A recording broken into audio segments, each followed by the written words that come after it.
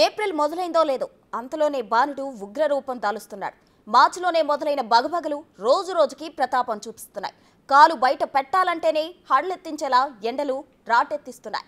అన్ని ప్రాంతాల్లో సాధారణం కన్నా 2 నుంచి 3 డిగ్రీలు అధిక ఉష్ణోగ్రతలు నమోదవుతున్నాయి. ఉదయం 7 గంటల నుంచి సాయంత్రం 6 వరకు బాణుడి తాపం కొనసాగుతోంది. దీంతో ప్రజలు అల్లాడిపోతున్నారు.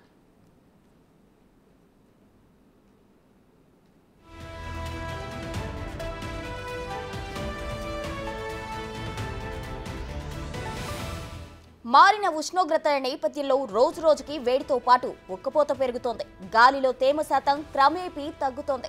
తీవ్రత మరింత పెరిగే ప్రమాదం ఉందని నిపుణులు హెచ్చరిస్తున్నారు. ఈ నేపథ్యంలో ప్రజలు అప్రమత్తంగా ఉంటూ ఆరోగ్యాన్ని కాపాడుకోవాలని వైద్యులు సూచిస్తున్నారు. ఎండలో ఎక్కువ సమయం గడపడం వల్ల వడదెబ్బకు గురయ్యే ప్రమాదం ఉందని హెచ్చరిస్తున్నారు.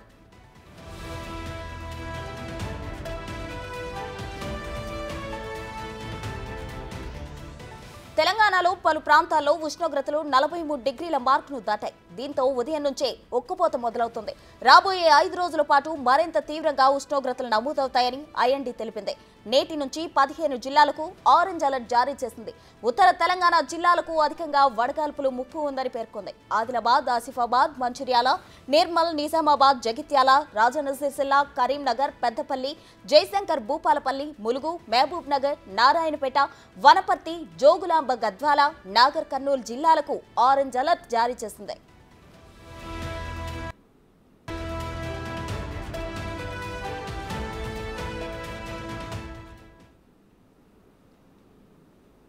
మరిన్ని వివరాలు మా ప్రతినిధి అంజుమా లైవ్ లో అందించడానికి సిద్ధంగా ఉన్నారు. అంజుమా, చెప్పండి, ఎండ తీవ్రత ఎలా ఉండబోతుంది? రానున్న రోజుల్లో ఉష్ణోగ్రతలు ఎంత మేర పెరిగే అవకాశాలున్నాయి?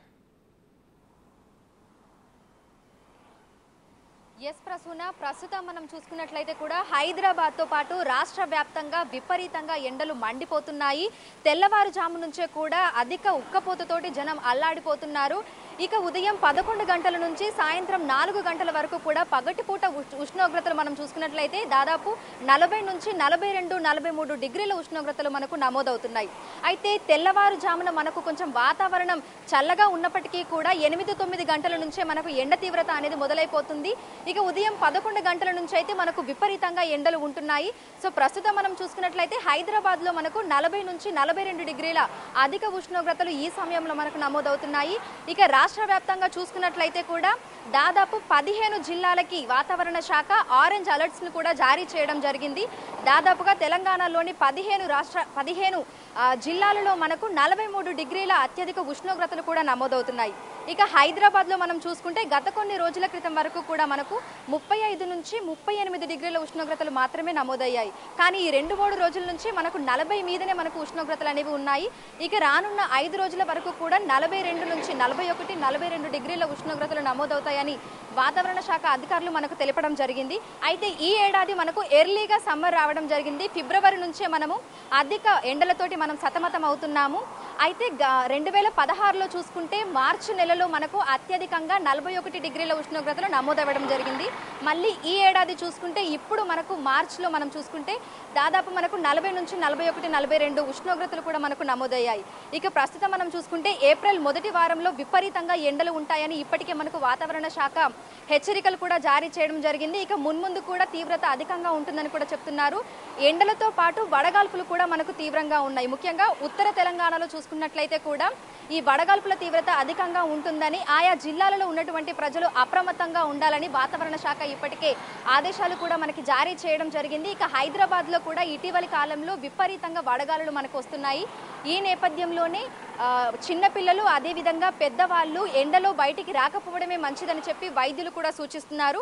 ముఖ్యంగా ఎండలో ఎవరైతే పనులు చేస్తారో చిరు వ్యాపారులైనా సరే లేదంటే రోజువారీ కూలీలకు వెళ్లేవారు ఎవరైతే ఎండకి ఎక్కువగా ఎక్స్పోజ్ అవుతూ ఉంటారో వారు ఖచ్చితంగా తగిన జాగ్రత్తలు తీసుకోవాలని అప్రమత్తంగా ఉండాలని కూడా ఇటు వైద్య నిపుణులు అదేవిధంగా వాతావరణ శాఖ అధికారులు కూడా మనకు తెలుపుతున్నారు.